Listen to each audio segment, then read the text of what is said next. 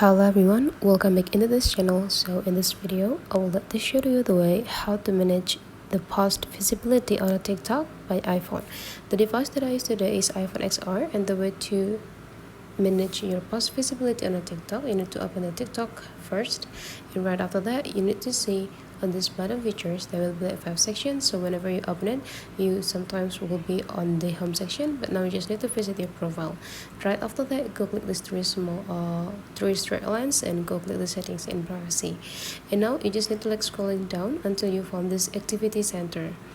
Now you just need to go click this activity center, and there will be like an options down here, several activities that you can control, and one of them is the manage post visibility.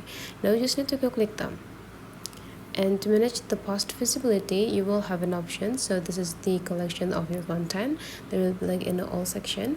Now you just need to pick the content that you want to keep it, or you want to change it into the specific viewers. Let's say here I will let to go click this content, and I will let to make it from public into private, so only me who can access this video. By go click this only me. You can also change it into friends, means that someone who follow you and you follow back will be able to see this content, but not for public. Now you just need to go click update, and this content will be changed or saved into this area.